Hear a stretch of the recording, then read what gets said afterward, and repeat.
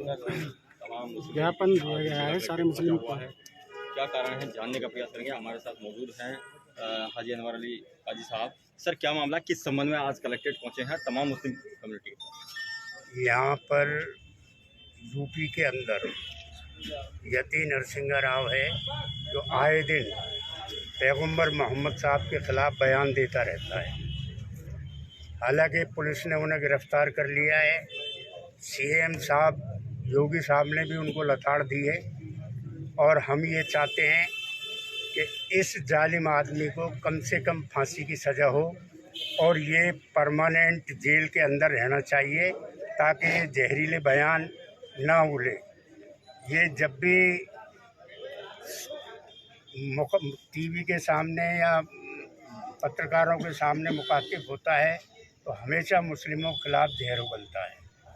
हम चाहते हैं कि इसके खिलाफ कठोर से कठोर कार्रवाई हो और ये परमानेंट जेल के अंदर रहे।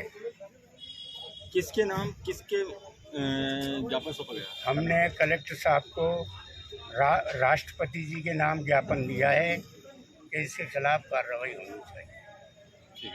इसके लिए कलेक्टर साहब ने आश्वासन दे दिया है। जी साहब, कलेक्टर साहब ने पूरी आश्वासन दिया है हमको और बिल्कुल दिलासा दिया है कि आप बिल्कुल हम तुम्हारी बात को ऊपर तक पहुंचाएंगे, यहाँ तक नहीं ऊपर तक। और इसके ताल्लुक से हम सख्त से सख्त कानून बनाने की कोशिश कर रहे हैं ताकि मुल्क के जो संविधान है उसके खिलाफ कोई बात ना आए और मुल्क के अंदर अमन चैन बाकी रहे। और ऐसे लोग अभी तो यती नरसिंह आनंद जो है और एक रामगिरी जो है महाराष्ट्र के अंदर, उसने भी कुछ दिन पहले अल्लाह के नबी सल्लल्लाहु अलैहि वसल्लम की शान के अंदर गुस्ताखी की। हम इस चीज़ को बिल्कुल बर्दाश्त नहीं करेंगे, चाहे हम हर एतबार से और हमारी जानी माली कुर्बानी हम दे सकते हैं, मगर जो हमारे नबी की शान में कोई गुस्ताखी करे तो वो हमें बिल्कुल बर्दाश्त नहीं है।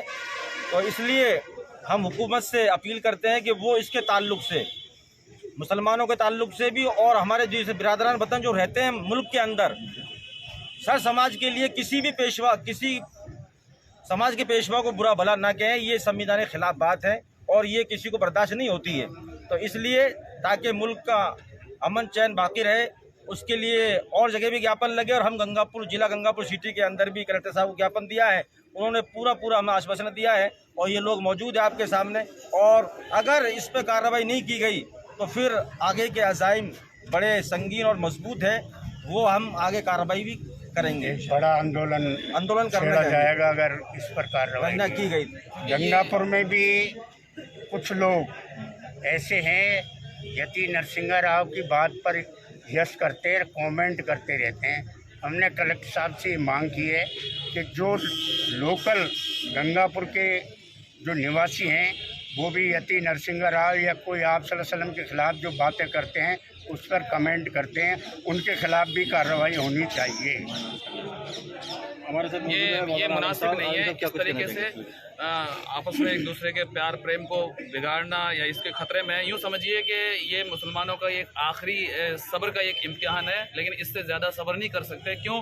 क्योंकि आप सल्लल्लाहु अलैहि वसल्लम से मुसलमानों की एक अकीदा बना हुआ है, एक धार्मिक ऐसा ये इशू है कि इसको हम बर्दाश्त नहीं कर सकते। कोई भी मुस्लिम, अदना से अदना मुस्लिम भी इस बात को लेकर मोहम्मद सल्लल्लाहु अलैहि वसल्लम के लिए खुशी से अपने फांसी के फंदे को चूम सकता है, गर्दन कटा सकता है अपनी, क्योंकि ये एक धार्मिक सिस्टम है। हम ये चाहते हैं कि आप मीडिया के जरिए से हम ये बात पहुंचाना चाहते हैं कि इस तरीके के लोगों को के खिलाफ सख्त कार्रवाई हो।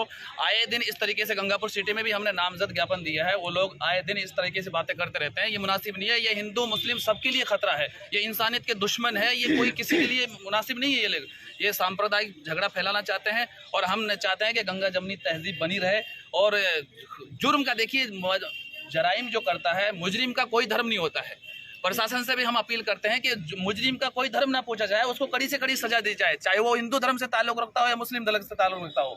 इसलिए ये बर्दाश्त नहीं है और ये हद है। अब इसके बाद में हम लोग क्या बर्दाश्त नहीं कर पाएंगे इस चीज़ को, क्योंकि ये हमारी आस्था है, हमारा ईमान है, हम इसी से जिंदा हैं, इसी नाम पर हम जिंदा हैं। अब इससे ज़्यादा हम इसको बर्दाश्त नहीं कर सकते।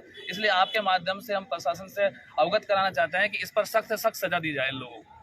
ठीक है सर। और ये जो यती नरसिंह आनंद है, इसको पहले भी इसके खिलाफ एफआईआर कर चुकी है, पहले भी इसके खिलाफ कंप्लेन हो चुकी है और कोर्ट ने इसको इस कह के छोड़ा था कि दोबारा से ये हरकत नहीं होनी चाहिए।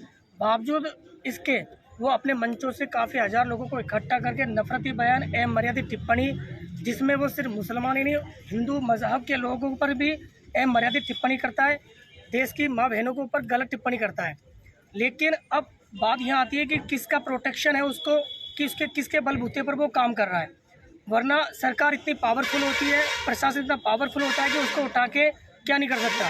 तो एक बात यही सामने आती है कि वो उसको किसका प्रोटेक्शन मिल रहा है कि बार बार ऐसे वाहियात हरकत कर रहा है और देश की एकता और अखंडता को बिगाड़ने के लिए पूरी कोशिश कर रहा है। जबकि हमारा देश अखंडता एकता का है, संवैधानिक अधिकार पर सारे लोग इस देश में रहते हैं, वो संविधान का कोडिंग मानकर रहते हैं और संविधान की बात मानते हैं। लेकिन इन बीच में ऐसे ये जो असामाजिक तत्व आकर वाहियात हरकत कर रहे, गलत टिप्पणी कर रहे, अमर्यादित टिप्पणी कर रहे हैं और मुसलमानों को भड़काकर एक कोशिश ये करना चाहते हैं कि हम मुसलमानों को भड़काए। इसके पीछे जो पार्टियाँ है, कौन सी पार्टी है, वो खुलेआम तरीके से हैं। वो क्या है, इनकी मंशा क्या है, नफरत फैलाकर अपने वोट बैंक हासिल करना। तो ये नफरत की जो मंशा है उसको बंद करें। ये मीडिया के थ्रू जितने लोग देख रहे हैं, ये मर्यादा को बनाए रखें। किसी भी प्रकार की, किसी भी धर्म से संबंधित किसी भी प्रकार की कोई गलत टिप्पणी नहीं करें, वरना उसका जो अंजाम है वो सामने गलत होगा। भाई हमारे साथ प्रशासन है, हमारे साथ सरकार है और अभी हमने जिला कलेक्टर महोदय को राष्ट्रपति के नाम पे ज्ञापन दिया है। उन्होंने भी हमें बताया कि वो इसको आगे मेल करेंगे और इस पर कड़ी से कड़ी कार्रवाई की जाएगी। अभी हमने NSA और UPA के तहत फांसी की मांग की सजा की है। अब देखते हैं कहाँ तक कड़ी कार्रवाई होती है और कहाँ तक जो इसके बोल है वो चुप रहते हैं। अभी आपको बताया कि जब तक वो जेल के अंदर पड़ा रहेगा तब तक उसकी बोलती बंद रहेगी। अगर उसको छोड़ा जाएगा दोबारा से आके वही नफरती बयान देगा। तो मीडिया के माध्यम से प्रशासन और सभी से अपील है, राष्ट्रपति से अपील है कि उसको NSA और UPA के तहत अंदर जेल में रखा जाए, जिससे देश की अखंडता एकता बनी रहे। धन्यवाद। इस तरीके से आज ज्ञापन दिया गया है मुस्लिम समाज की तरफ से।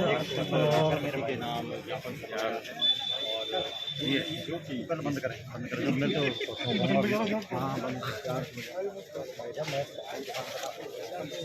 काफ़ी जो लोग हैं जो यहाँ पर आए हुए हैं, सबकी नाराज़गी थी इस बात को लेकर कि इस तरीके का जो बयानबाजी हो रही है वो देश के लिए भी खतरा है। और लोग को ज़्यादा से ज़्यादा शेयर करें हमारी इस खबर को।